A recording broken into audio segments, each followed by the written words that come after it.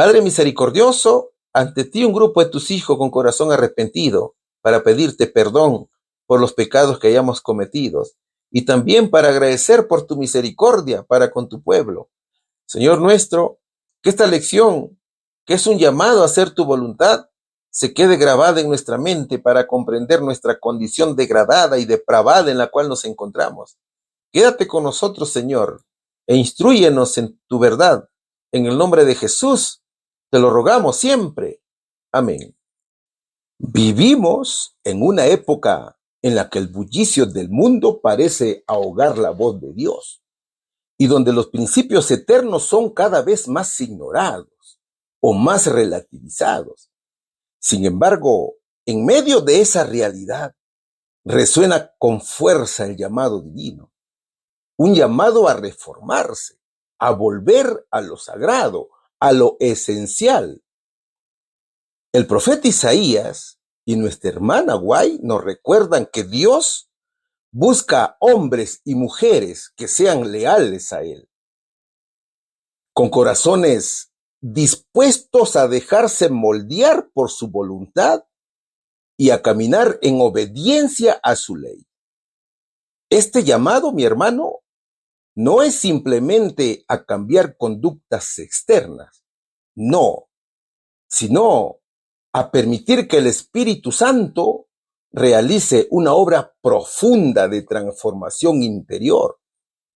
Es un llamado a recuperar la reverencia por los 10 mandamientos, no como un conjunto de reglas, sino como una expresión del carácter de Dios, no por obligación, sino como fruto del Espíritu Santo y un cambio también hacia la transformación. En tiempos donde el escepticismo amenaza con debilitar la fe, necesitamos volver a los fundamentos, dejar que la verdad eterna se afirme en nosotros y que nuestras vidas testifiquen que la obediencia no es una carga, sino una bendición. Reformarse es, entonces, en esencia, regresar al corazón de Dios. Es permitirle al Creador reordenar nuestras prioridades, purificar nuestras motivaciones y guiarnos en un sendero de fidelidad. Y hoy más que nunca este llamado es urgente, es personal y lleno de esperanza. Y eso es lo que estudiaremos hoy en el tema que se titula Llamados a reformarse. Mis hermanos, qué alegría encontrarnos una vez más con cada uno de vosotros. Bienvenidos a la escuela sabática. Antes de comenzar la lección, te recuerdo que este sábado 4 de octubre estaremos de ayuno. ¿Por qué estamos ayunando, hermanos?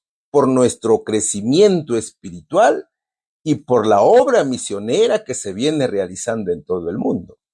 La pregunta número 1 tiene como subtítulo Abandono del pecado. ¿Qué relación establece el profeta entre el pecado y la separación de Dios? ¿Qué es lo que vamos a estudiar aquí? Siempre el libro del profeta Isaías, pero esta vez corresponde el capítulo número 59, versículos 1 y 2. He aquí que no se ha cortado la mano de Jehová para salvar, ni se ha agravado su oído para oír. Pero vuestras iniquidades han hecho división entre vosotros y vuestro Dios, y vuestros pecados han hecho ocultar de vosotros su rostro para no oír. Muy importante los versículos. A ver, mi hermano, para entender este tema hay que conocer algo importante. Tenemos que conocer quién se aparta de quién. ¿Es Dios quien se aparta del hombre o es el hombre quien se aparta de Dios? Ahora, como ya reflexionaste, te voy a decir lo siguiente. ¿Sabes quién es el que se aparta? Es el hombre quien se apartó de Dios. ¿Cuál fue la causa? La causa fue el pecado. Es su naturaleza pecaminosa, manifestada en iniquidades, en pecados. Dios no se ha alejado del ser humano, no porque le falte poder o voluntad para salvar, sino que es el pecado del hombre, fruto de su naturaleza pecaminosa, lo que ha creado una barrera entre él y Dios. Ahora, ¿qué es la naturaleza pecaminosa? La naturaleza pecaminosa es la inclinación interna del ser humano hacia el mal. No es solamente que el hombre comete pecados, sino que nace con una disposición a rebelarse contra Dios. Esta condición fue heredada desde la caída de Adán y Eva, ¿no es cierto? Es la herencia del pecado. Por eso que la hermana White dice, hay en su naturaleza una inclinación hacia el mal, una fuerza que solo, sin ayuda, él no podría resistir. Es la naturaleza pecaminosa, ¿no es cierto? Usted sabe que en la creación Dios creó al ser humano a su imagen para tener comunión con él. Pero por la caída en el Edén, Adán y Eva desobedecieron a Dios al comer del fruto prohibido. Y esto introdujo en la humanidad el egoísmo, ¿no es cierto? Que reemplazó al amor. Por eso que el conflicto de los siglos dice, todos están bajo pecado. No hay justo ni aun uno. El egoísmo es la esencia del pecado. ¿Cuál fue la consecuencia? La consecuencia fue que a partir de ese momento, toda la raza humana heredó una naturaleza pecaminosa. Así lo dice Romanos capítulo 5, versículo 12. Y esa naturaleza pecaminosa ha llevado al hombre a vivir apartado de Dios. Por eso que Salmos capítulo 143, versículo 2 dice, porque ante ti nadie es inocente. Nadie, ¿no es cierto? Nadie es nadie, ni los niños, ¿no es cierto? Entonces, eso trajo como resultado, como lo dice el profeta Isaías capítulo 59, versículo 2, que las iniquidades del hombre lo separen de Dios y el pecado impide que el hombre experimente plenamente la comunión con él. Porque no hay hombre que no peque, dice Primera de Reyes capítulo 8, versículo 46. Cuando la persona conoce y entiende la magnitud del pecado y al sentirse incapaz por sí mismo y al no poder declararse justo ni libre de pecado, comprende, mis hermanos, de manera más clara el amor y la misericordia de Dios. ¿Quién podrá decir, yo he limpiado mi corazón, limpio estoy de mi pecado? Dice Proverbios capítulo 20, versículo 9. Entonces, con esta comprensión, ya podemos preguntarnos, ¿qué es el llamado de Dios? ¿Y por qué nos llama Dios? Eso es lo que dice el título de la lección, ¿no es cierto? Y también nos preguntaremos, ¿qué es una reforma? Ahora, como ya hemos comprendido este punto, ahora sí vamos a insertarnos en el tema. Vamos a ver estos conceptos, mis hermanos.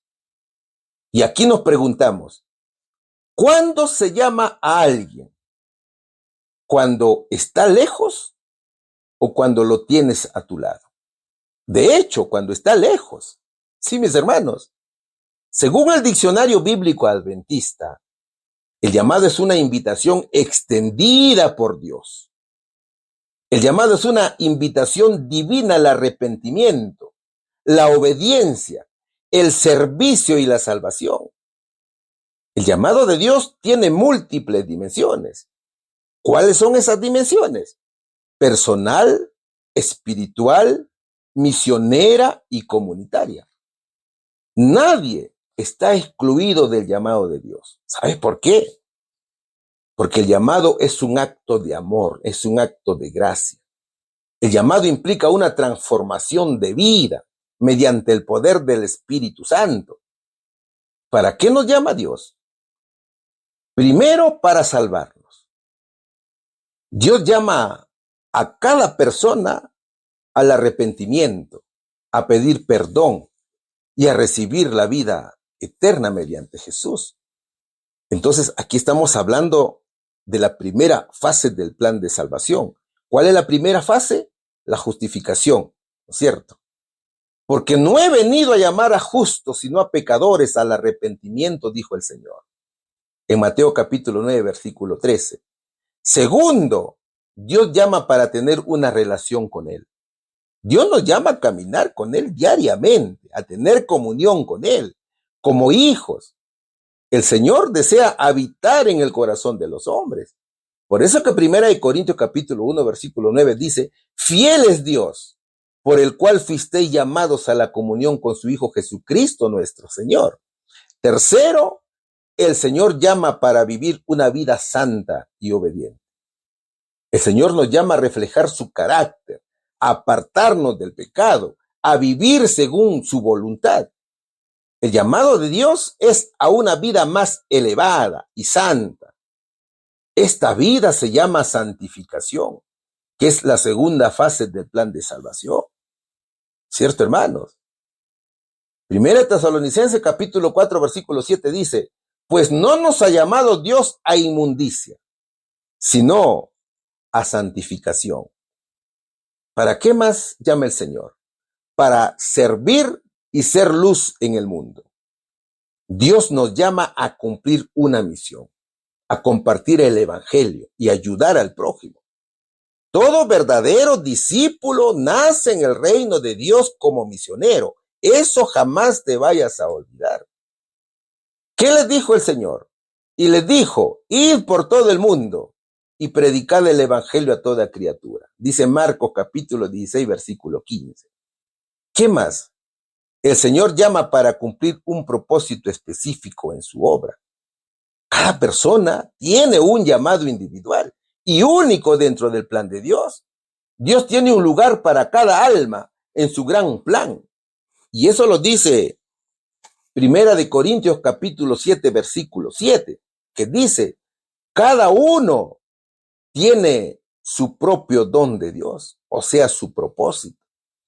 Entonces, Dios nos llama para salvarnos, para santificarnos, para hacernos sus hijos, para enviarnos como sus testigos y usarnos para cumplir su propósito eterno. Todo este proceso se llama reforma. ¿Ve, mi hermano? Es por eso que el título dice un llamado a reformarse.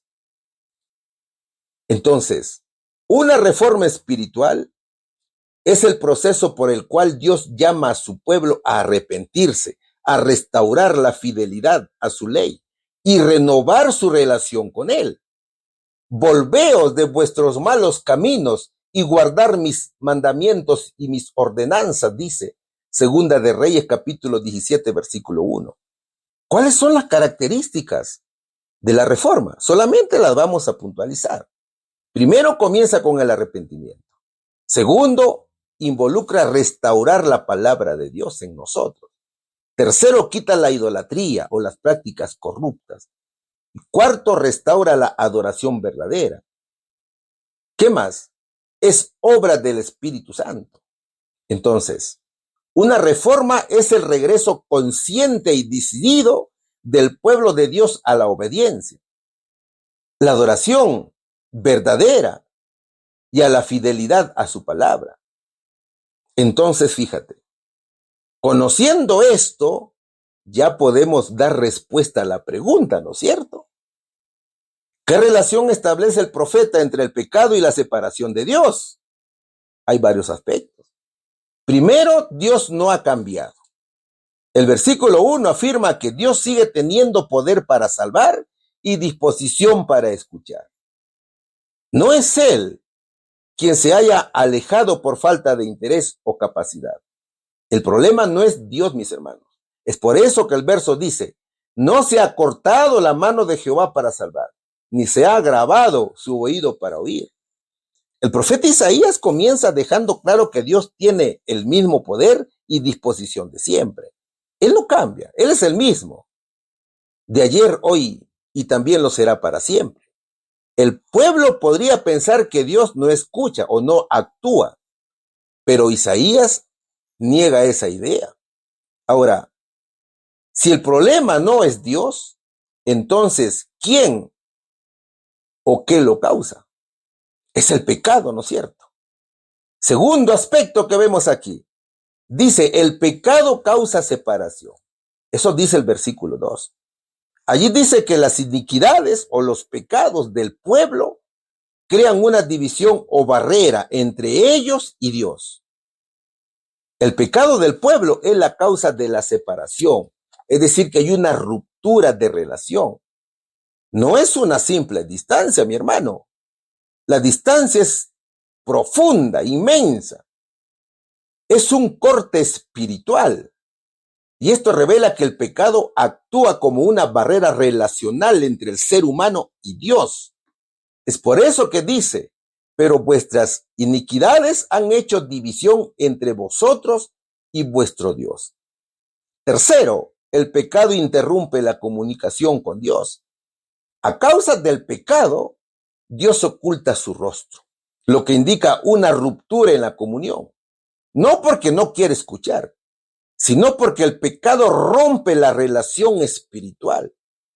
Y esto muestra que el pecado no solo crea distancia, sino que afecta la comunicación y la bendición. Que Dios oculte su rostro implica que retira su favor o presencia activa. Y las bendiciones quedan en pausa, ¿no es cierto? Por eso que Números capítulo 6, versículos 24 y 26 lo dice claramente. Jehová te bendiga y te guarde. Jehová haga resplandecer su rostro sobre ti y tenga de ti misericordia. Jehová alce sobre ti su rostro y ponga en ti paz. Eso dice, ¿no es cierto?, el versículo. Entonces, mira, aquí encontramos sustitución e imputación. Claro, eso viéndolo desde el punto de vista también del santuario. Porque si no comprendemos el santuario, no vamos a comprender el tema de Jesús, mis queridos hermanos. Entonces, mi hermano, el pecado lleva al silencio espiritual, no porque Dios se aleje arbitrariamente, sino porque el pecado lo rechaza activamente. Y vuestros pecados han hecho ocultar de vosotros su rostro para no oír. Eso dice el Señor. Entonces, mira, en resumen, el profeta establece una introducción en la cual afirma que Dios no ha perdido poder ni disposición para actuar en favor de su pueblo. También establece una causa de la separación. Él dice que el problema no es Dios, sino los pecados e iniquidades del pueblo que han causado esa división. Y también establece el efecto del pecado. Esta división produce una ruptura de la comunión en la cual Dios oculta su rostro, lo cual implica que el pecado impide que Dios escuche y responda. Finalmente concluye que el pecado separa al ser humano de Dios, no porque Dios se aleje, sino porque el pecado rompe la relación espiritual. Entonces, el ser humano que vive en pecado rechaza voluntariamente las abundancias de recursos que la gracia de Dios le ofrece. Aunque el cielo pone a su alcance poder, perdón y restauración, él se niega a aceptarlo. Entonces, como resultado, Dios no puede liberarlo del poder del pecado. No por falta de deseo o capacidad, sino porque el Señor respeta la libertad del individuo de no recibir su ayuda. Entonces dependerá de cada uno aceptar el llamado que hace el Señor. Y nosotros tenemos que aceptarlo, ¿no es cierto? Porque somos hijos y seguidores de Cristo. ¿Cuál es la respuesta, mi hermano? ¿Qué relación establece el profeta entre el pecado y la separación de Dios? El profeta establece que el pecado del ser humano es lo que causa la separación entre Dios y su pueblo. impidiendo que Dios escuche y actúe, no por falta de poder, sino por la barrera que el pecado levanta. Pregunta número 2. Estamos estudiando el subtítulo que dice Abandono del pecado. ¿Cómo se describe la condición espiritual de Israel debido al pecado? Seguimos estudiando el libro del profeta Isaías, capítulo 59, versículos 9 y 10, y también del 13 al 14. Por esto se alejó de nosotros la justicia, y no nos alcanzó la rectitud. Esperamos luz, y he aquí tinieblas, resplandores, y andamos en oscuridad. Palpamos la pared como ciegos, y andamos a tientas como sin ojos. Tropezamos a mediodía como de noche. Estamos en lugares oscuros como muertos. El prevaricar y mentir contra Jehová y el apartarse de en pos de nuestro Dios, el hablar calumnia y rebelión, concebir y proferir de corazón palabras de mentira, y el derecho se retiró y la justicia se puso lejos, porque la verdad tropezó en la plaza y la iniquidad no pudo venir, dicen estos hermosos versículos. ¿Qué revela el profeta Isaías? El profeta revela las consecuencias del pecado. ¿Ves, mi hermano? Primero dice, esperamos luz, pero hay tinieblas. Eso dice, ¿no es cierto? El pueblo reconoce que por su pecado la justicia de Dios se ha alejado. Ellos no pueden experimentar su favor ni guía. Esperan soluciones o su luz, pero reciben confusión y tinieblas. Es que están separados de Dios. Y cuando estamos separados de Dios, no recibimos luz, hermano. Lo que recibimos es tiniebla, y las tinieblas son del diablo, ¿no es cierto? Esto refleja una vida sin dirección, sin esperanza, ni protección espiritual. ¿Y qué significa para hoy? Hoy, mis hermanos, muchas personas buscan paz, propósito o respuestas espirituales, pero las buscan lejos de Dios y por eso no las encuentran. Por ejemplo, una persona intenta encontrar sentido a su vida a través de las redes sociales, el éxito profesional o el placer, pero sigue sintiéndose vacía y confundida.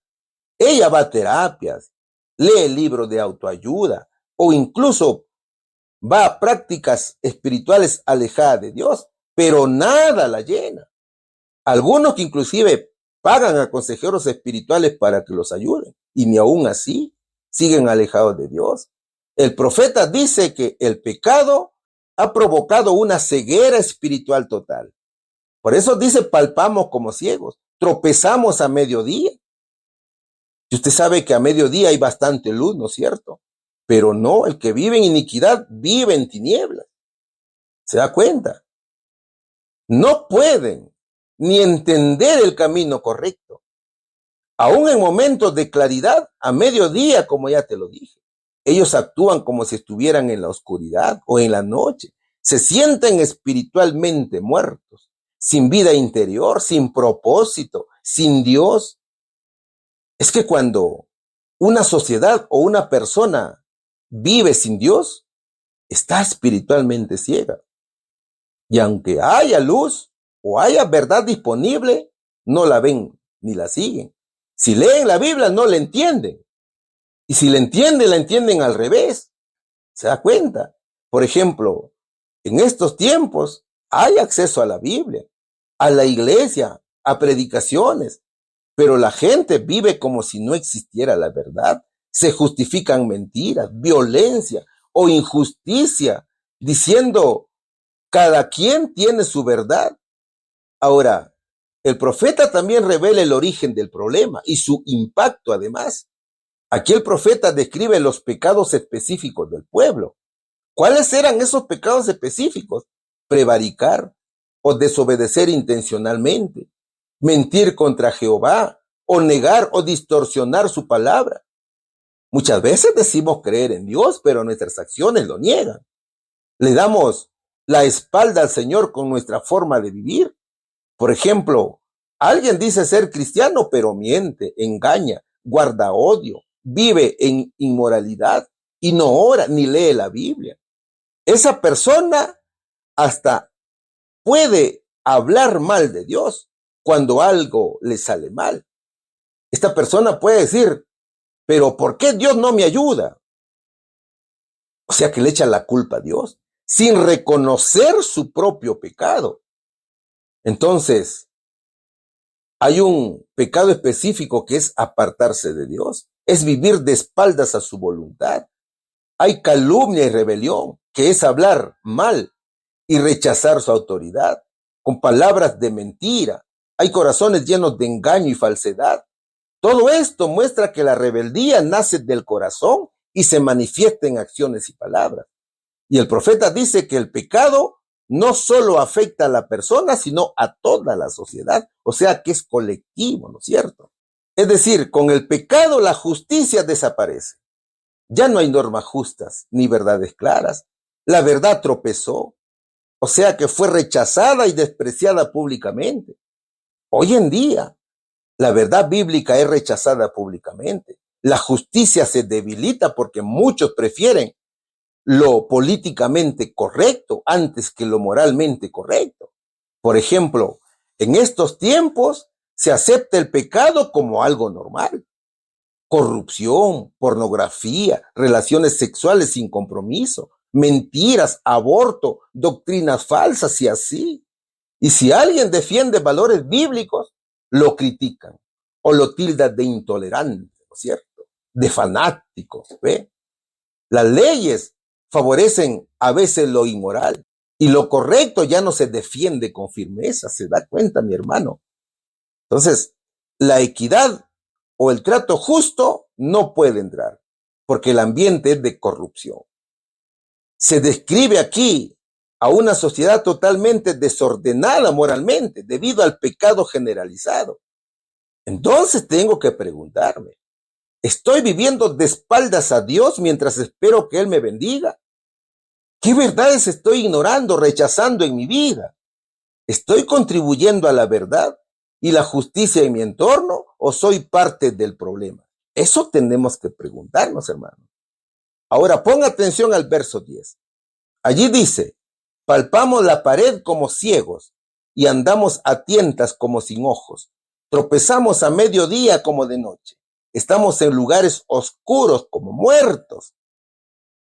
¿Qué significa estar como muertos? En este contexto, significa la muerte espiritual. No se refiere, por supuesto, a estar físicamente muertos, sino a una condición espiritual. Estar muerto espiritualmente hablando significa estar separado de Dios, que es la fuente de vida. Aunque el cuerpo esté vivo, si el corazón está lejos de Dios, la persona está como muerta. Y Él os dio vida a vosotros cuando estabais muertos en vuestros delitos y pecados, dice Efesios capítulo 2, versículo 1. Segundo, falta de esperanza o propósito. Al estar sumidos en el pecado, el pueblo de Israel ya no tiene rumbo ni esperanza.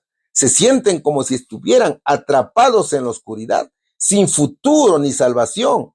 Por ejemplo, una persona que vive sin fe, sin paz, sin dirección, puede estar rodeada de lujos o amistades, pero se siente vacía o muerta por dentro. Le falta algo, ¿no es cierto? Entonces,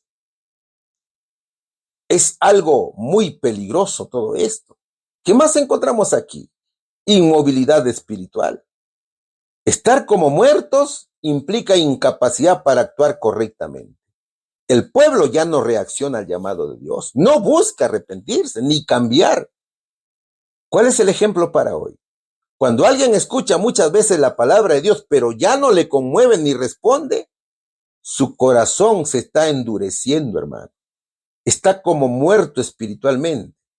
Ahora, ¿por qué están en lugares oscuros como muertos? Porque eso también lo dice el versículo.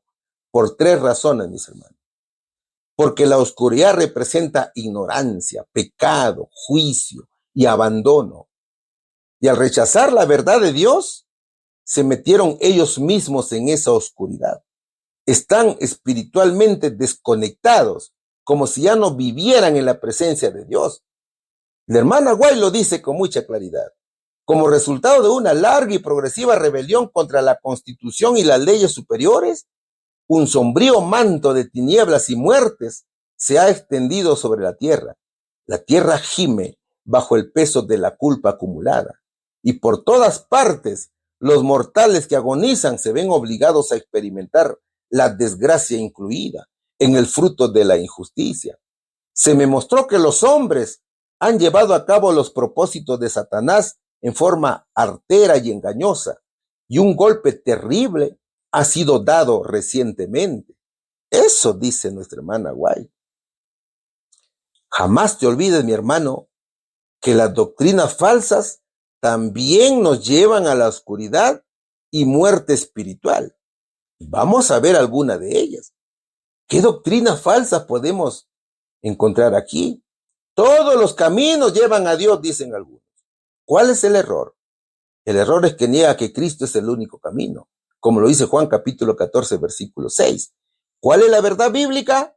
Solo en Cristo hay salvación.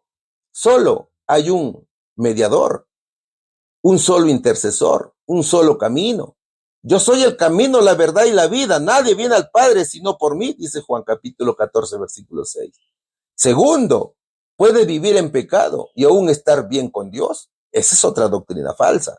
¿Cuál es el error aquí? El error es que se justifica la inmoralidad. ¿Y cuál es la verdad bíblica?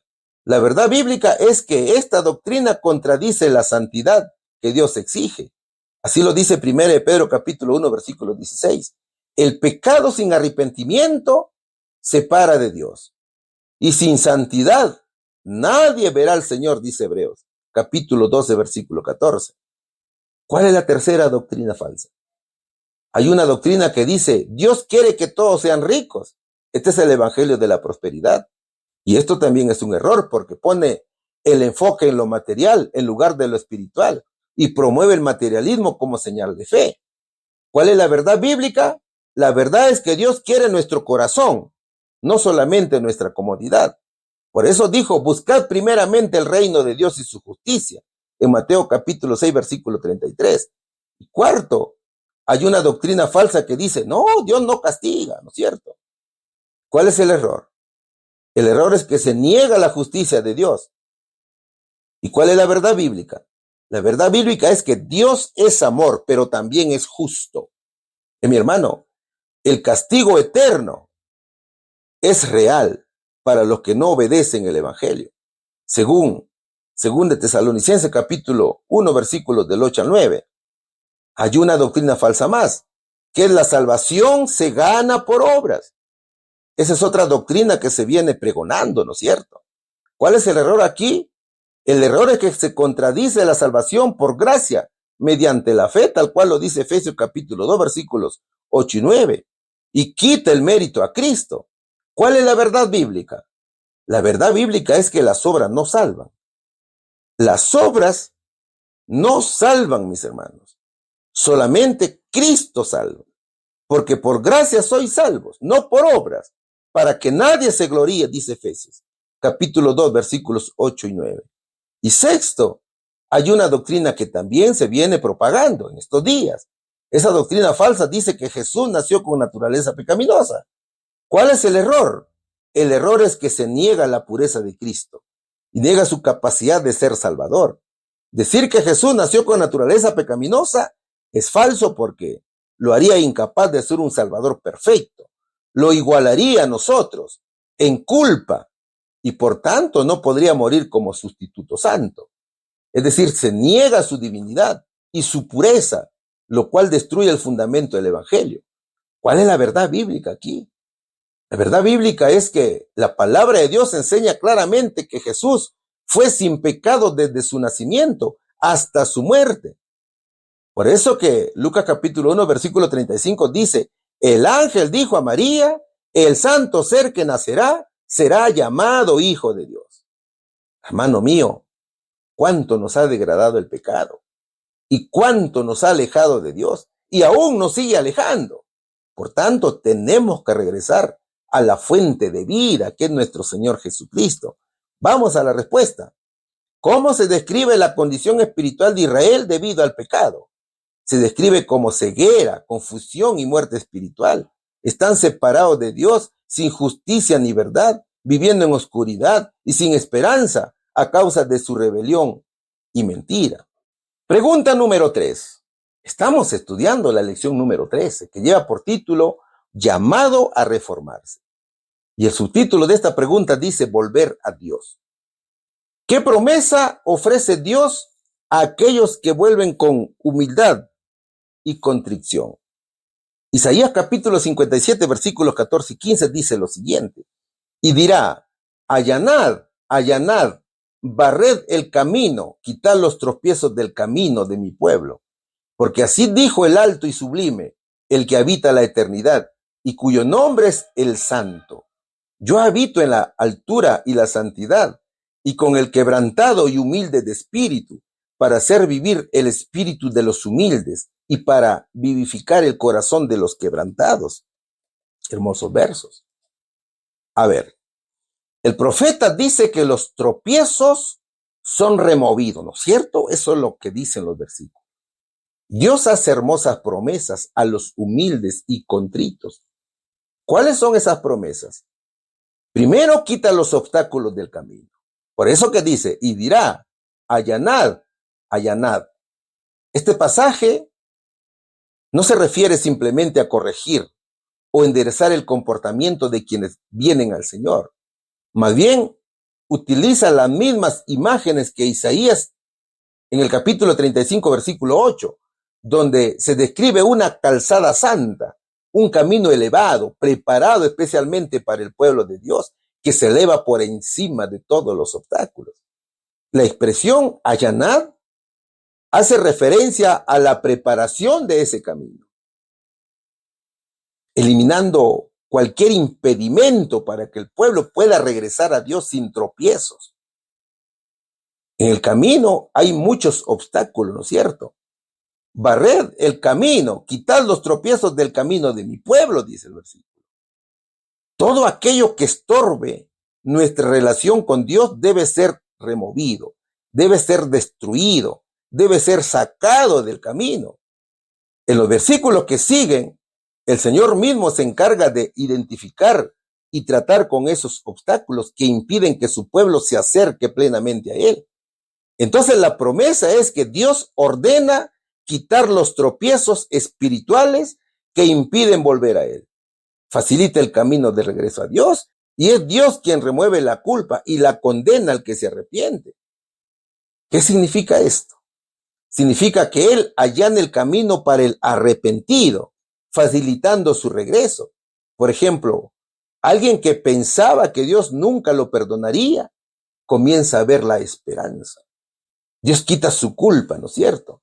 Dios perdona sus pecados y las mentiras que lo alejaban.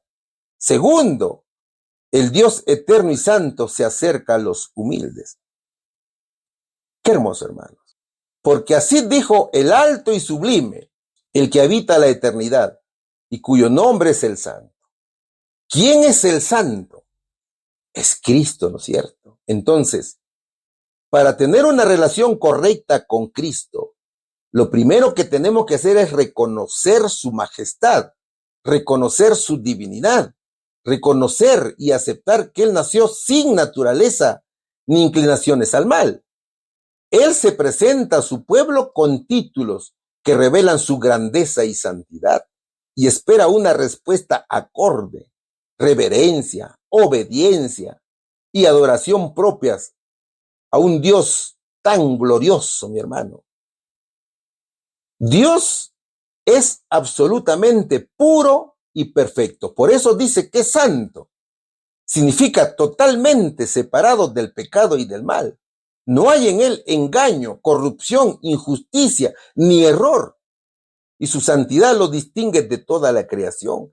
Él es perfecto, eterno y moralmente puro.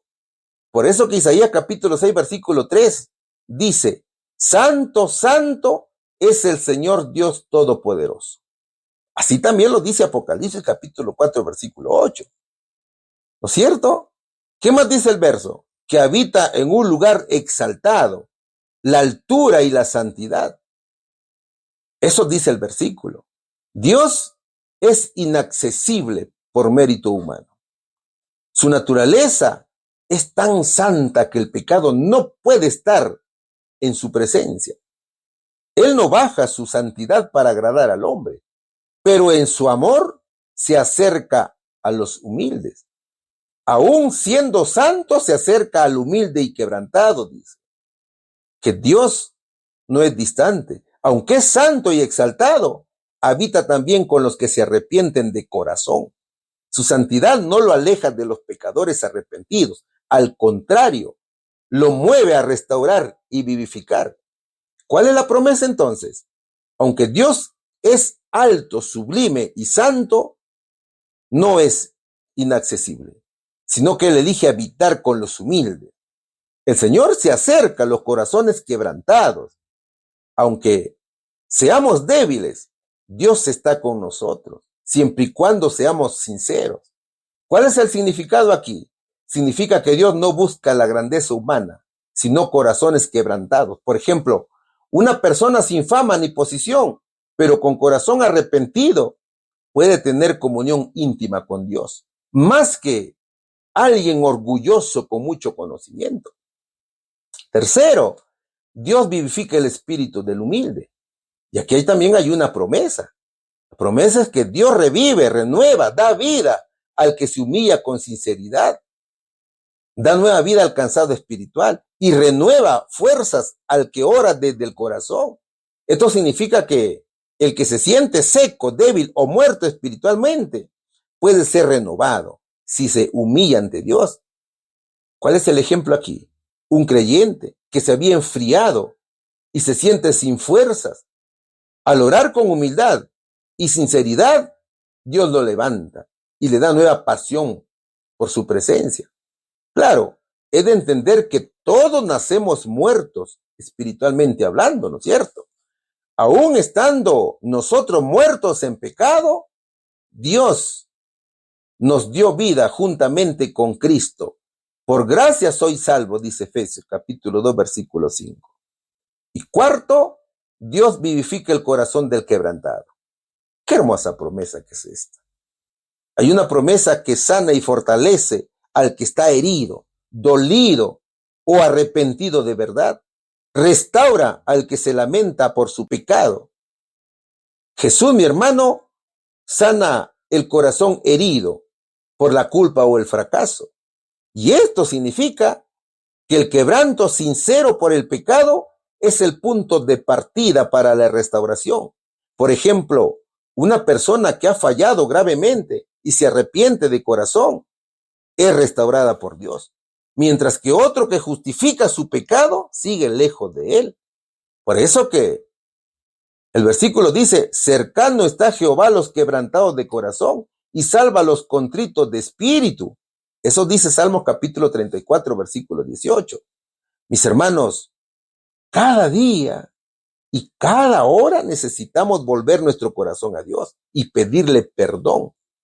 No porque queramos vivir bajo culpa, sino porque reconocemos que aún luchamos contra una naturaleza pecaminosa que constantemente nos induce a fallar. A veces pecamos con pensamientos, otras veces con palabras, con actitudes o decisiones que no reflejan el carácter de Cristo. ¿Sabes, mi hermano? La carne no descansa. Siempre está lista para llevarnos por caminos de orgullo, impaciencia, egoísmo, indiferencia, lujuria o autosuficiencia. Y si no vigilamos, podemos caer casi sin darnos cuenta.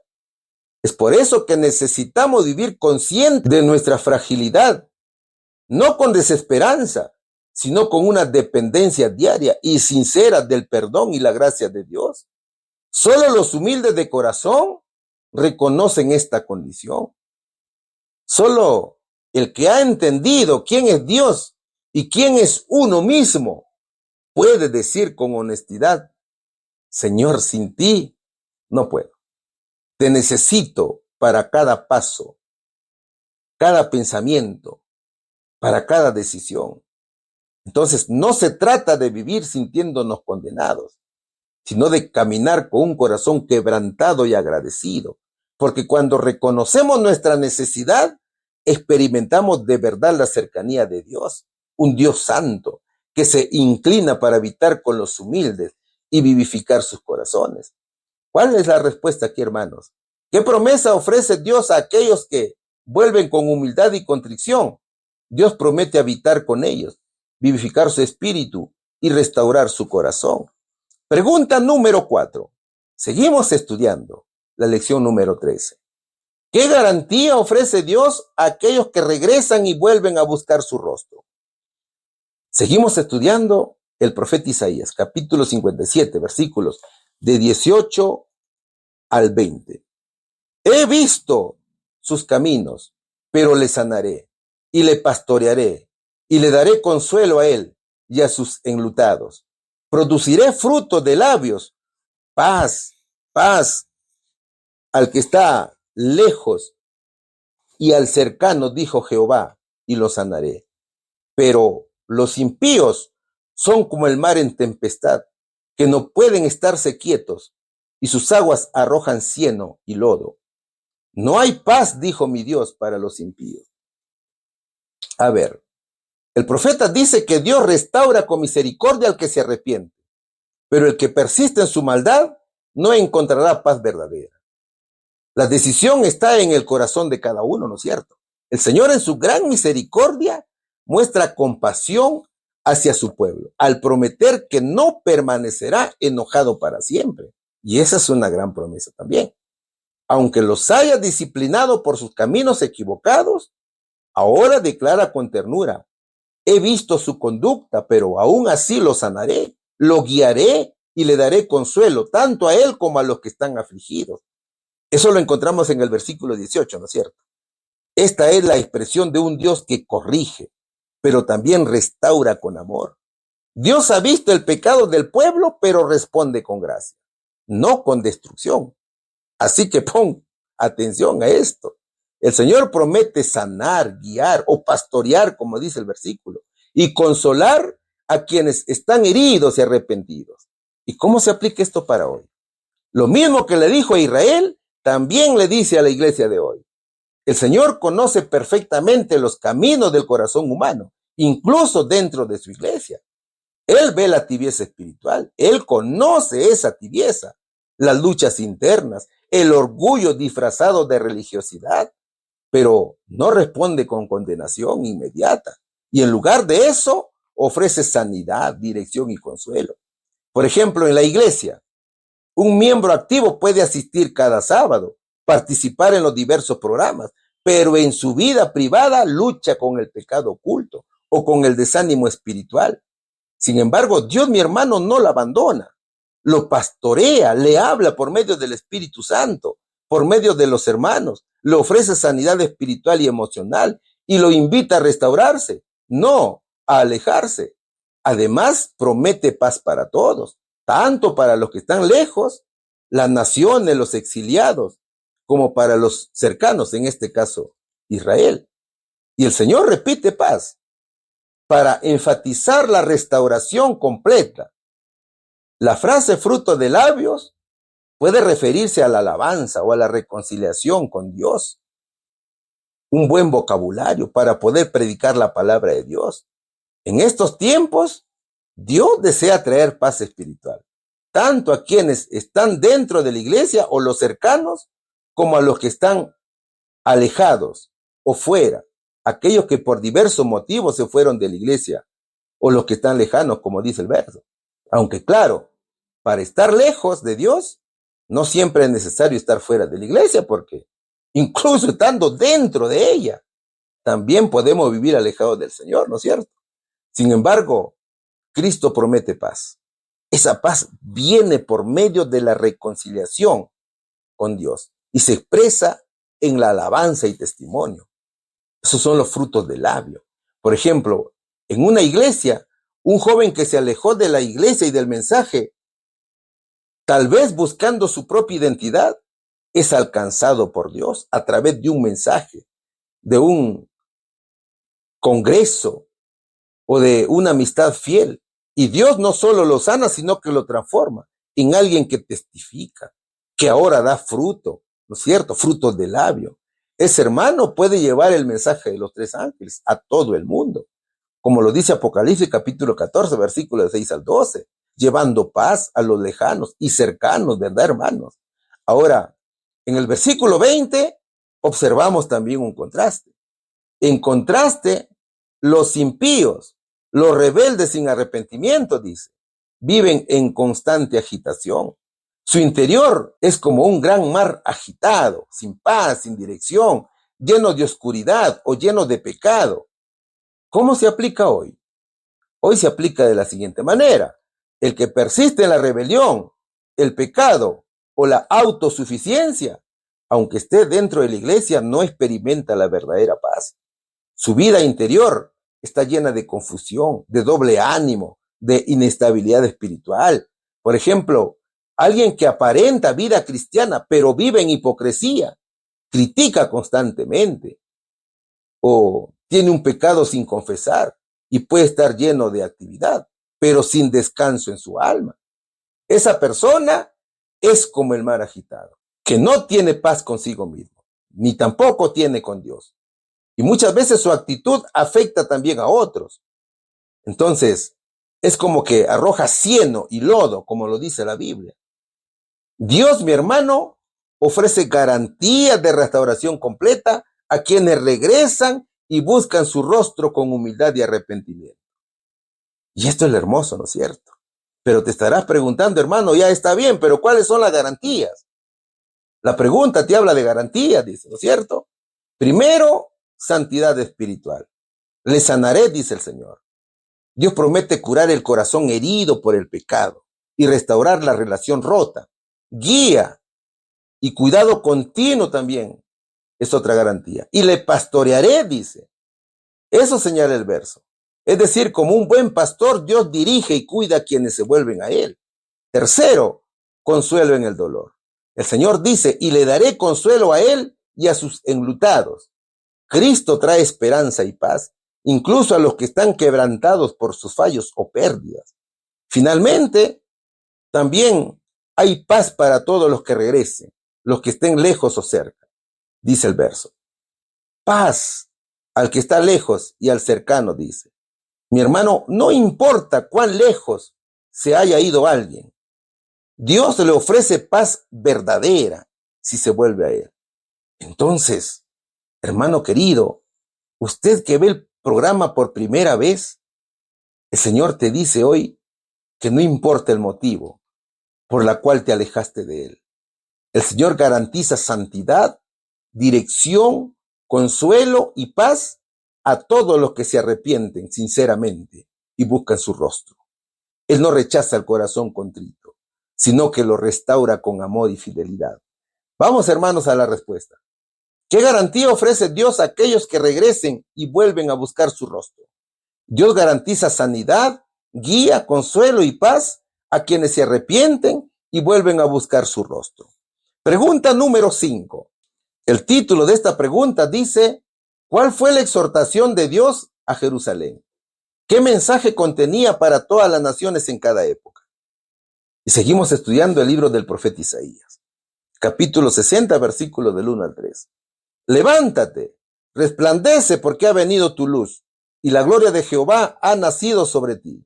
Porque he aquí que tinieblas cubrirán la tierra, y oscuridad las naciones, mas sobre ti amanecerá Jehová, y sobre ti será vista su gloria, y andarán las naciones a tu luz, y los reyes al resplandor de tu nacimiento. Eso dice la palabra del Señor, ¿no es cierto? En verdad que los pasajes son profundamente inspiradores, y su mensaje tiene una aplicación directa y poderosa para la obra misionera, especialmente dentro del enfoque profético y evangelizador. ¿Qué revelan los pasajes? Ponga atención a los versículos, mi hermano. Léelos con mucha atención. Aquí se revelan grandes cosas. Primero, Dios es la fuente de la luz. La luz no proviene de nosotros, sino de la gloria del Señor. Es un reflejo de la presencia, verdad y carácter de Dios en nosotros.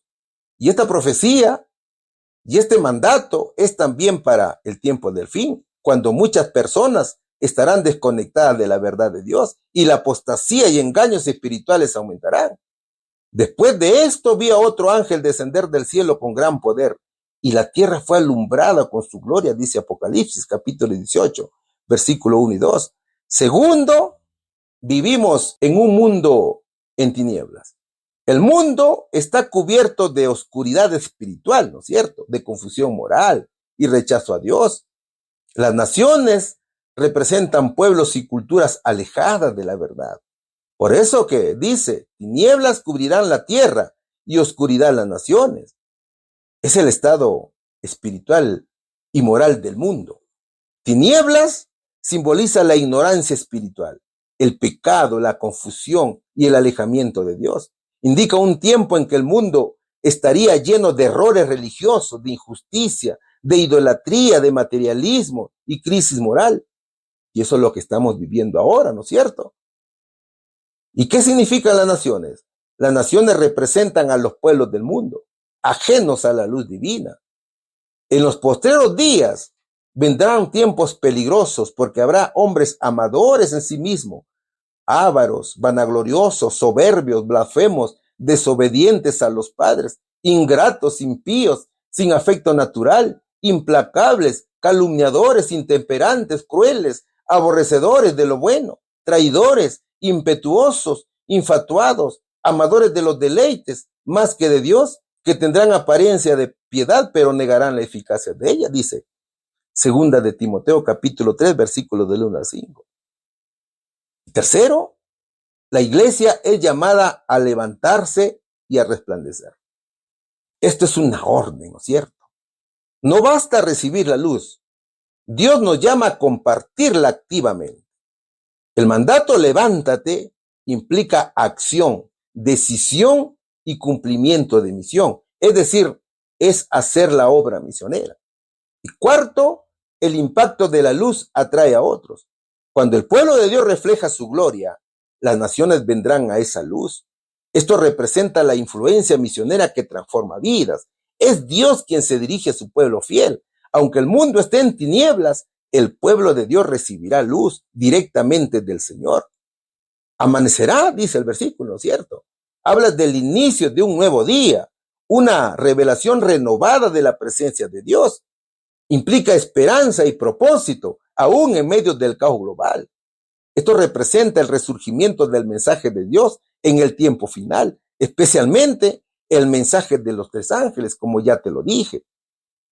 Entonces, el Señor llama al mundo a prepararse para su venida. Y sobre ti será vista su gloria, dice. Esto revela el profeta, es decir, la gloria de Dios. Esa gloria es su carácter revelado, que significa que la iglesia reflejará a Cristo al mundo a través de su vida, de su mensaje, de su misión. La gente podrá ver la diferencia entre el mundo en tinieblas y los hijos de la luz. Entonces, mi hermano, la iglesia es llamada a ser luz en medio de la oscuridad espiritual global en todo el mundo, compartiendo el evangelio eterno y el llamado a regresar a los principios de Dios. Ahora, ¿cómo aplicamos estos pasajes a la obra misionera? Esto es interesante, ¿no es cierto? Primero, somos llamados a hacer luz en el tiempo del fin. Como pueblo comisionado a predicar el mensaje de los 3 ángeles, el profeta Isaías revela el llamado final a levantar la verdad en un mundo en crisis. La luz representa el mensaje profético, el evangelio eterno, la justicia de Cristo y la verdad bíblica para estos últimos días. Segundo, nuestra misión es reflejar el carácter del Señor. No solo predicar, sino servir de manera que revelemos la gloria de Dios al mundo. Esto incluye vivir en santidad, llevar una vida de misericordia, de compasión, de servicio y fidelidad a la palabra. Tercero, la iglesia debe movilizarse, no dormirse, por supuesto. La iglesia de Cristo no es estática. Levántate y resplandece, dice el Señor. Es un llamado urgente a moverse, a predicar, a testificar y trabajar por las almas. Claro, el llamado es a cada miembro, no solamente a líderes o pastores. Eso hay que tenerlo presente, mi hermano. Y cuarto, el mundo vendrá a la luz de Cristo si nosotros brillamos. Los que buscan esperanza, verdad y sentido vendrán atraídos por el testimonio visible de una iglesia que refleja a Jesús. Es un llamado a alcanzar naciones, tribus, lenguas y pueblos, cumpliendo la misión global en la cual dice Mateo capítulo 28, versículos 19 al 20. Claro, para hacer luz, tenemos que dejar que el Espíritu Santo obre en cada uno de nosotros, ¿no es cierto? Si vamos a pensar que vamos a brillar por nuestro propio esfuerzo, nos equivocamos, porque en lugar de ser luz, seremos oscuridad para el mundo. Entonces, aquí yo me voy a preguntar, ¿estoy levantándome y brillando con la luz de Cristo o estoy dejando que la oscuridad del mundo apague mi testimonio? Hermano querido, aun cuando el mundo permanece impenitente, Él retiene sus juicios por un tiempo, dando oportunidad para que a través de sus instrumentos se pueda buscar y salvar lo que se había perdido. Al mismo tiempo, llama con urgencia a su iglesia en la tierra a despertar de ese letargo espiritual en el que Satanás ha procurado sumirla y a cumplir con fidelidad la misión que el cielo le ha confiado. Hay que llevar la luz al mundo, mis hermanos. Hay que predicar a Cristo. Entonces, tengo que preguntarme, ¿qué estoy esperando para brillar? Salgamos, hermanos, y hagamos la obra misionera. Es el mandato que hemos recibido del Señor. ¿Cuál es la exhortación de Dios a Jerusalén? Levántate y resplandece porque ha venido tu luz. ¿Qué mensaje contenía para todas las naciones en cada época? El mensaje es que Dios ofrece su luz y salvación a todas las naciones y llama a su pueblo a ser instrumento para iluminar al mundo en cada época. Pregunta número 6. ¿Qué nos dice la pregunta número 6? El subtítulo dice, Buena nueva de salvación. ¿Cuál es la misión del siervo de Dios? Isaías capítulo 61, versículo del 1 al 4 dice, El Espíritu de Jehová, el Señor está sobre mí, porque me ungió Jehová, me ha enviado a predicar buenas nuevas a los abatidos, a vendar a los quebrantados de corazón, a publicar libertad a los cautivos y a los presos apertura de la cárcel, a proclamar el año de la buena voluntad de Jehová y el día de venganza del Dios nuestro, a consolar a todos los enlutados, a ordenar que a los afligidos de Sión se les dé gloria en lugar de ceniza, óleo de gozo en lugar de luto, manto de alegría en lugar del espíritu angustiado, y serán llamados árboles de justicia, plantío de Jehová para gloria suya. Reedificarán las ruinas antiguas y levantarán los asolamientos primeros y restaurarán las ciudades arruinadas, los escombros de muchas generaciones, dice la palabra de Dios. Son hermosos versículos que revelan la misión del siervo de Dios, ¿verdad, hermanos? Vamos a enumerarlos. Pon atención aquí. Primero dice, predicar buenas nuevas a los abatidos y a los pobres. Anunciar esperanza y salvación a los que sufren y carecen de recursos espirituales o materiales. Esa es una de las misiones del siervo. Por ejemplo, Jesús predica a los pobres y necesitados. Jesús anuncia las buenas nuevas directamente a los pobres y sufrientes. Les dice que aunque el mundo los rechaza y viven en necesidad, Dios los ve, los valora y les promete el reino de los cielos. El Señor asegura que su sufrimiento no es permanente y que serán recompensados en el reino de Dios. Es decir, que eleva su dignidad. Aunque la sociedad los despreciaba, Jesús los declara bienaventurados. Por eso que Lucas capítulo 6, versículo 20 dice, Bienaventurados vosotros los pobres, porque vuestro es el reino de Dios. Segundo, vino a vendar a los quebrantados de corazón, vino a traer santidad, vino a traer sanidad emocional y espiritual a los que han sido heridos por el pecado, el dolor o la pérdida. Por ejemplo, Jesús y la viuda de Naín. Jesús llega a la ciudad de Naín, ¿no es cierto? Y se encuentra con un funeral. Una viuda lleva a enterrar a su único hijo, pero ella está completamente quebrantada de corazón. No solo por el dolor de la pérdida, sino también por su situación social, por su situación económica, al haber quedado sin familia ni sustento. Entonces, Jesús se acerca con ternura, consuela a la mujer, toca el féretro y resucita al joven, devolviéndolo a su madre. Aquí muestra compasión y acción. El Señor no solo consuela con palabras, sino que interviene con poder sanando su dolor profundo. Le devuelve la esperanza y su acto trae alegría, trae fe y trae restauración. No solamente a la mujer, sino a toda la comunidad. Y cuando el Señor la vio, se compadeció de ella y le dijo, no llores, dice Lucas, capítulo 7, versículo 1. El Señor vino también a proclamar libertad a los cautivos. El siervo vino a anunciar liberación a los que están esclavizados por el pecado, por el miedo o por la opresión. Por ejemplo, Cristo libera al endemoniado gadareno. Jesús llega a la región de los Gadarenos, ¿no es cierto? Y encuentra a un hombre poseído por muchos demonios. Este hombre vivía atado, aislado y atormentado, completamente cautivo de fuerzas malignas y esclavo de su condición. Entonces Jesús le ordena a los demonios salir y el hombre queda libre, restaurado y en plena libertad. Jesús libera a este hombre de su esclavitud espiritual y física. Él rompe las cadenas invisibles y el endemoniado pasa de ser un prisionero aterrorizado a una persona libre y sana. El Señor restablece su dignidad y lugar en la sociedad. Después de su liberación, el hombre desea seguir a Jesús y luego proclama su experiencia a otros. Cuarto, el siervo vino a dar apertura de la cárcel a los presos. Vino a liberar a los que están espiritualmente encarcelados o marginados. Por ejemplo, Jesús libera al apóstol Pedro de la prisión. ¿Te acuerdas de esa lección? Aunque este evento ocurre, claro, después de la resurrección de Jesús, pero se muestra cómo el poder de Cristo actúa para liberar a sus siervos presos por predicar el evangelio. El apóstol Pedro estaba encarcelado por predicar la vida de Cristo, su vida santa, ¿no es cierto?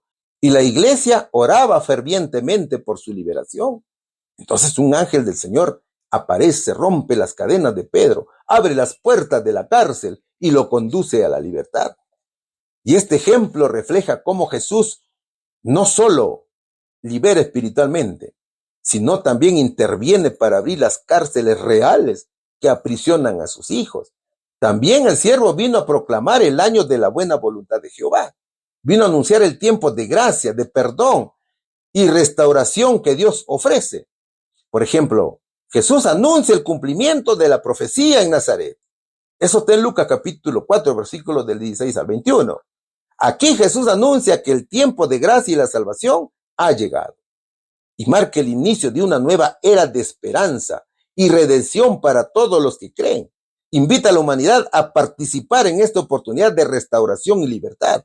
Es el inicio de su ministerio terrenal y el cumplimiento del mensaje de salvación y gracia que Dios ofrece a la humanidad. Y esto es lo bonito, ¿no es cierto? Cristo confirma que su ministerio es un modelo para la iglesia y hace un llamado a predicar el mensaje de salvación, de justicia y esperanza hasta el fin. Pero también el siervo vino a anunciar el día de venganza del Dios nuestro. Él vino a proclamar justicia y advertencia a los impíos. Dios vindicará a su pueblo. Y aquí hay un ejemplo. Jesús habla del juicio venidero y la justicia de Dios. Jesús reprende a los líderes religiosos, a los fariseos y maestros de la ley por su hipocresía y maldad, advirtiéndoles que enfrentarían el juicio justo de Dios por sus acciones. Es el anuncio, ¿no es cierto? El Señor anuncia la vindicación y justicia de Dios contra la maldad y el pecado. Es decir, prepara a las personas para la rendición de cuentas ante Dios. Por tanto, dice Mateo capítulo 23, versículos 34 y 35, he aquí yo os envío profetas y sabios y escribas, y de ellos a uno mataréis y crucificaréis, y a otros azotaréis en vuestras sinagogas, y perseguiréis de ciudad en ciudad, para que venga sobre vosotros toda la sangre justa que se ha derramado sobre la tierra, desde la sangre de Abel el justo hasta la sangre de Zacarías, hijo de Berequías, a quien matasteis entre el templo y el altar. Y aquí hay otra misión más del siervo de Dios, que es consolar a todos los que lloran. El siervo vino a brindar consuelo a los que sufren por el dolor, la injusticia o la pérdida. Por ejemplo, Jesús consuela a las hermanas de Lázaro. Cuando Jesús llega a Betania, encuentra a Marta y María llorando la muerte de su hermano Lázaro. Aunque Jesús sabía que iba a resucitar a Lázaro, se conmueve profundamente y llora junto a ellas. Su llanto muestra su compasión y empatía hacia el dolor humano. Luego las consuela con la esperanza de la resurrección y la vida eterna. Y Jesús comparte el dolor, mostrando que no estamos solos en nuestras penas. Él promete vida eterna y promete que la muerte no tiene la última palabra. Y este es ejemplo en la cual revela cómo Jesús es el consuelo perfecto en momentos de tristeza y pérdida, cumpliendo su misión de sanar corazones rotos. Jesús lloró, dice Juan capítulo 11, versículo 35. ¿Qué más? El siervo vino a dar gloria en lugar de ceniza. Es transformar la tristeza en dignidad y esperanza. Por ejemplo, Jesús restaura a la mujer adúltera. Cuando una mujer acusada de adulterio es llevada ante Jesús para ser juzgada, todos esperan que sea condenada a muerte según la ley. Sin embargo, Jesús no la condena, ¿no es cierto?, sino que la defiende y le ofrece una nueva oportunidad. Es decir, que Cristo da gloria en lugar de ceniza, cambia la vergüenza y condena por perdón y restauración. Cubre la vergüenza con gracia. En vez de castigo, ofrece misericordia y le devuelve la dignidad y esperanza. La mujer sale transformada con una nueva oportunidad. Entonces, este ejemplo muestra cómo Jesús transforma situaciones de humillación y culpa en testimonios de restauración y gloria. Y también vino a dar óleo de gozo en lugar de luto, dice el versículo, que es reemplazar la aflicción con gozo espiritual duradero. Por ejemplo, Jesús resucita a la hija de Jairo. Jairo era un líder de la sinagoga que estaba desconsolado porque su hija estaba gravemente enferma y al borde de la muerte, ¿no es cierto? Cuando llega la noticia de que la niña ha muerto, el luto y la tristeza llenan la casa, pero Jesús va con Jairo y con autoridad divina resucita a la niña, devolviendo la alegría y el gozo a la familia. Entonces, da óleo de gozo en lugar de luto. Esto también significa que transforma el dolor y la tristeza en alegría y esperanza. El Señor renueva la vida donde había desesperanza. Y es cuando la familia pasa de la pérdida al gozo completo. Y aquí se muestra el poder de Dios para restaurar incluso en situaciones imposibles. ¿Y qué más vino a hacer el siervo de Dios? A dar manto de alegría en lugar de espíritu angustiado. El siervo vino a quitar la desesperación y a vestir al creyente con alabanza y paz interior. Por ejemplo, Jesús y Zaqueo. ¿Cómo era Zaqueo? Era un recaudador de impuestos, despreciado y considerado un pecador por la sociedad. Vivía con un espíritu angustiado por su mala reputación y la carga de sus pecados. Entonces, cuando Jesús llega a Jericó, se detiene en la casa de Zaqueo. Este encuentro, mi hermano, transforma la vida de Zaqueo. Zaqueo pasa de la angustia y rechazo a la alegría y a la aceptación, de pecador condenado a hijo amado y redimido. Es decir, transforma su vida. Y Zaqueo decide cambiar y ayudar a los necesitados, mostrando el fruto de su alegría, fruto del Espíritu Santo, ¿no es cierto? Hoy ha llegado la salvación a esta casa, dice, en Lucas capítulo 19, versículo 9. Eso dijo nuestro Señor Jesucristo. ¿Y qué más? También el siervo vino a formar árboles de justicia, vino a convertir a los redimidos en personas firmes, fieles y justas para la gloria de Dios. Por ejemplo, Jesús transforma a los discípulos. Jesús llama a Pedro, Juan, Santiago y a otros pescadores comunes a dejar sus redes y seguirlo. Ellos eran hombres sin preparación formal, con errores y debilidades como usted y yo. Sin embargo, bajo la enseñanza, el amor y la paciencia de Jesús fueron transformados en hombres firmes, fieles y comprometidos con la justicia del reino de Dios. Después de su resurrección, Jesús confirma la misión de Pedro al decirle, apacienta mis ovejas. Eso está en Juan capítulo 21, versículo 17. Es decir, que Jesús transforma personas comunes en testigos fuertes y firmes de la verdad, a través del discipulado, ¿no es cierto? El Señor moldea vidas que reflejan su justicia, y estos árboles dan fruto que glorifica al Padre en la misión evangelizadora. Eso está en Juan capítulo 15, versículo 8. ¿Y qué más? Vino a edificar ruinas antiguas. El siervo vino a reconstruir vidas, principios y verdades que han sido abandonados o destruidos. Por ejemplo, Jesús restaura el verdadero significado del sábado. En tiempos de Jesús, el sábado, una institución sagrada dada por Dios desde la creación, había sido distorsionado totalmente por tradiciones humanas. había sido convertido en un peso legalista en lugar de una bendición. El Señor restauró el propósito original del sábado como día de descanso, como día de sanidad, de misericordia y comunión con Dios. Jesús, al sanar en sábado y al declarar: el sábado fue hecho por causa del hombre y no el hombre por causa del sábado, tal cual lo dice Marcos, capítulo 2, versículo 27. El Señor está restaurando ese día que es el mandamiento, ¿no es cierto? El cuarto mandamiento de la ley de Dios. Entonces, mira, edificar ruinas antiguas significa que Jesús reconstruye el verdadero sentido del sábado, una verdad antigua que había sido arruinada. Entonces restaura principios espirituales eternos, es decir, libera al pueblo de la esclavitud de tradiciones humanas y la reconecta con la voluntad divina. ¿Qué más? Devuelve gozo y vida a una institución sagrada. Al sanar en sábado, muestra que es un día para dar vida, no para imponer carga, ¿no es cierto? Eso fue lo que hizo el Señor Jesucristo. Y también vino a levantar los asolamientos primero. O sea que vino a restaurar lo que se había perdido por generaciones a causa del pecado. Por ejemplo, Jesús restaura la dignidad de los marginados.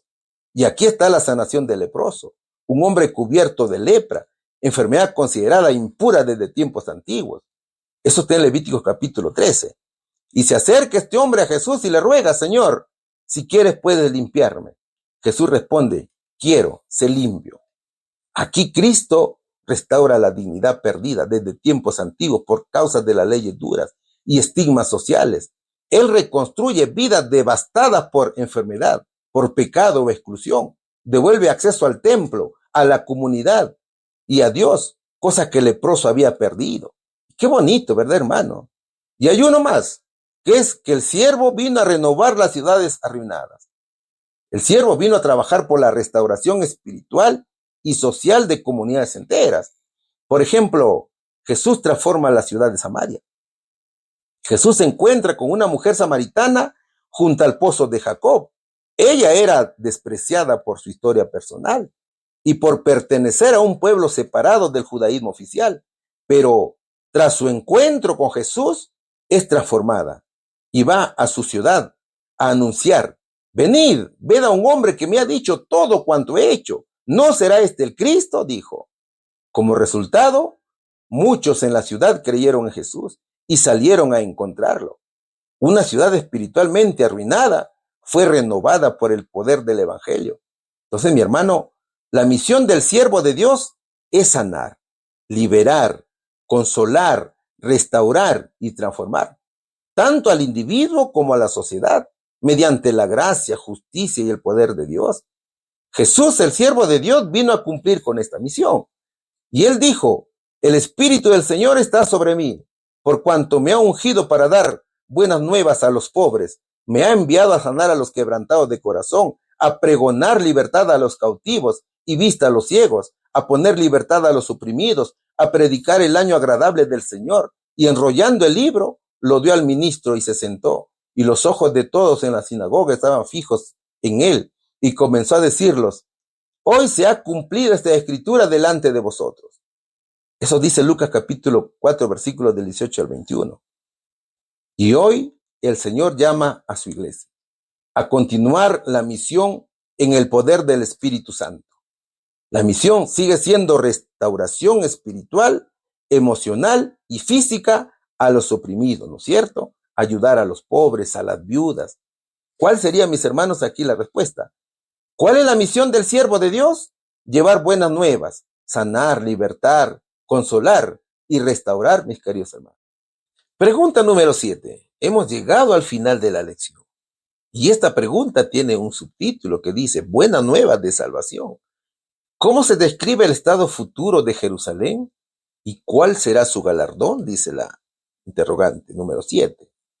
Isaías capítulo 62, versículo 11 y 12 dice: he aquí que Jehová hizo oír hasta lo último de la tierra.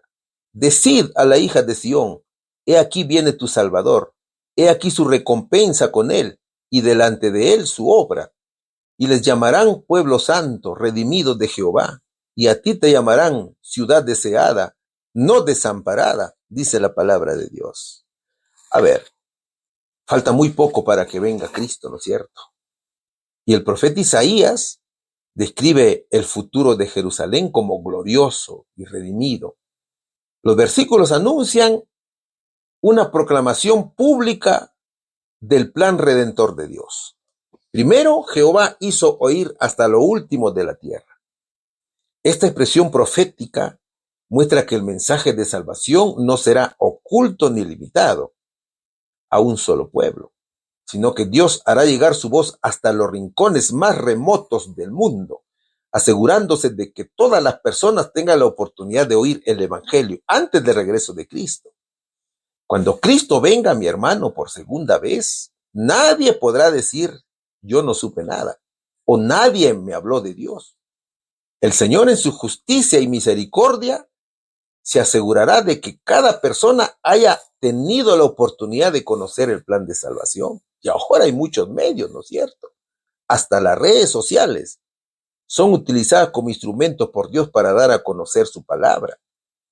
Este principio está claramente ligado a la misión del evangelio final de su iglesia. Dios no dejará a nadie en ignorancia.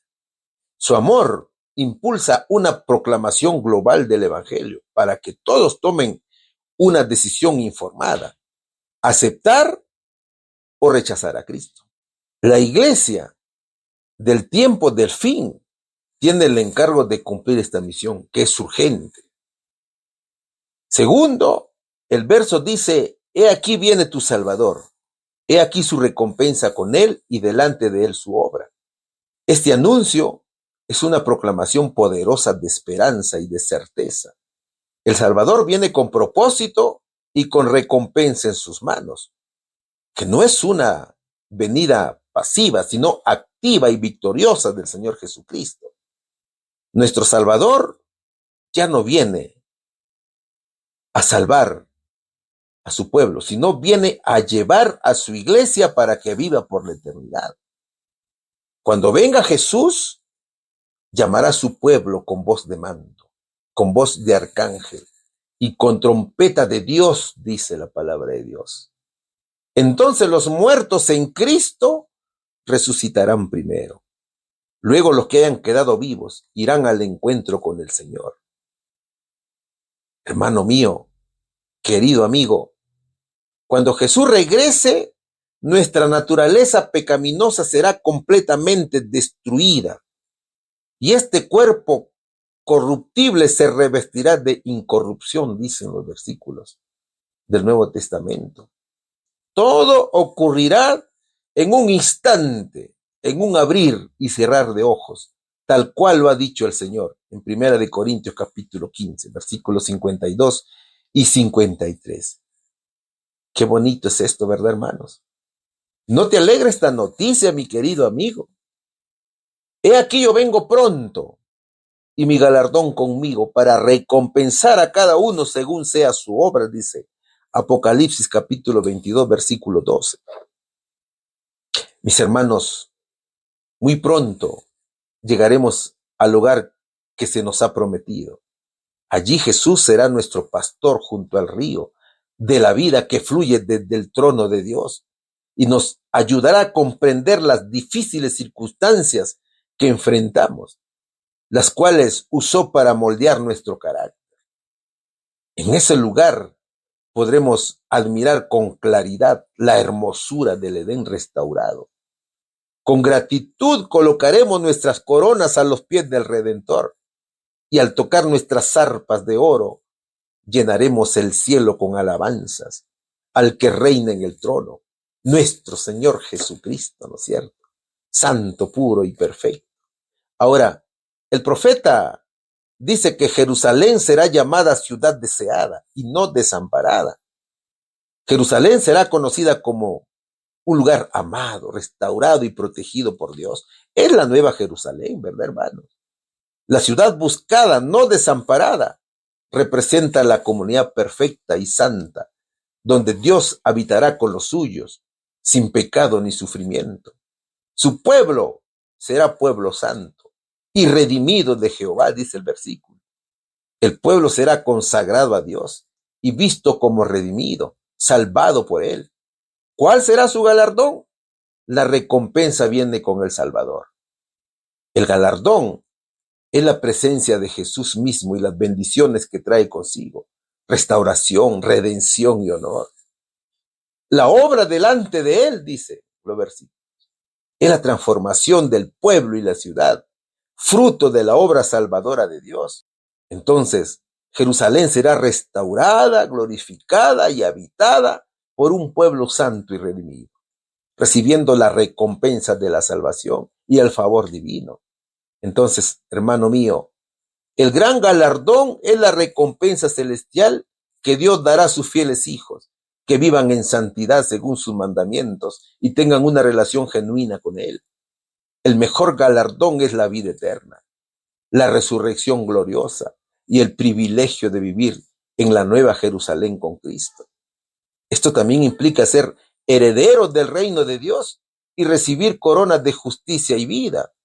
Por lo demás me está guardada la corona de justicia, la cual me dará el Señor juez justo en aquel día, dice Pablo, en 2 de Timoteo capítulo 4, versículo 8.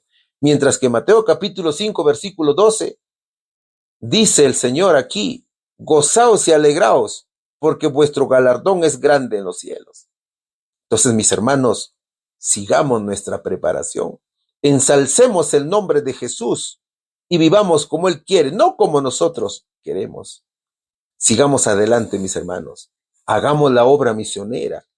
Es la misión que nos ha encargado Dios, es la orden que nos ha dado Dios. Tenemos que ayudar a salvar almas.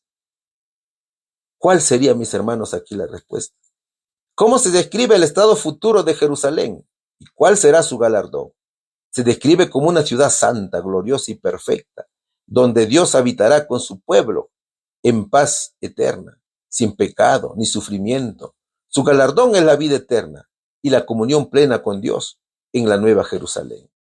A ver, hoy hemos aprendido hermosas lecciones. Primero, el pecado como barrera entre Dios y su pueblo. El profeta Isaías revela con claridad que no es la falta del poder de Dios lo que impide que escuche o salve, sino que son los pecados del pueblo los que han levantado un muro entre ellos y su Creador. La injusticia, la mentira y el abandono de la verdad han oscurecido el camino de los hombres, dejándolos en una condición de ceguera espiritual. Esta separación no solamente afecta la relación con Dios, sino también el sentido de justicia en la sociedad, donde la equidad y la verdad han sido desplazados. La reforma, entonces, comienza con el reconocimiento del pecado y la necesidad urgente de volverse a los caminos de Dios. La segunda lección que hemos aprendido es un Dios que habita con los humildes. A pesar de la rebeldía del pueblo, Dios no los abandona. Él mismo promete allanar el camino para los que desean regresar y habita con el corazón contrito y humilde. La reforma no nace del esfuerzo humano aislado, sino de un encuentro con la presencia restauradora de Dios. Aunque hay dolor y heridas causadas por el pecado, el Señor promete sanar y consolar. Sin embargo, también advierte que no hay paz para los impíos, subrayando que la reforma verdadera implica una ruptura con el mal y una apertura sincera al obrar del Espíritu Santo. La tercera lección que hemos aprendido es que el Señor hace un llamado a levantarse y reflejar la luz de Dios. Una vez restaurado el corazón, Isaías llama al pueblo a levantarse, a brillar, porque la gloria de Dios ha amanecido sobre ellos. Querido hermano, en un mundo cubierto por tinieblas espirituales, Dios quiere que su pueblo sea un faro de luz, de esperanza y de verdad. Esta transformación no es solo personal, sino que tiene un impacto comunitario y misionero. La Biblia dice que las naciones serán atraídas por la luz reflejada en sus hijos. La reforma, entonces, también hace un llamado a testificar, a vivir con propósito y a ser instrumentos del reino en medio de la oscuridad. Finalmente, hemos estudiado que debemos ser restauradores y heraldos de esperanza. Isaías presenta la misión de los reformados, que es sanar a los quebrantados, proclamar libertad a los cautivos, consolar a los tristes y reconstruir lo que el pecado ha destruido. Aquellos que han sido tocados por la gracia de Dios son llamados a ser reparadores de ruinas antiguas y mensajeros de buenas nuevas. Mis queridos amigos y hermanos, Dios anuncia que su recompensa viene y que su pueblo será reconocido como redimidos del Señor. Este llamado a reformarse es también un llamado a la acción de vivir en santidad, a vivir como santos comprometidos con la justicia y con la esperanza de que el mundo puede ser transformado en medio de vidas entregadas al propósito divino. Que Dios los bendiga grandemente, mis hermanos, en el nombre de Jesús. Amén. Padre amado, las gracias te damos por esta hermosa lección. Ahora, Señor nuestro, permite que tus enseñanzas sean puestas en práctica para nuestro crecimiento espiritual. Y en el nombre de Jesús, te rogamos, Señor, que podamos ser misioneros y que podamos hacer tu obra y tu santa voluntad. Te lo pedimos, confiando siempre en los méritos de Jesús. Amén.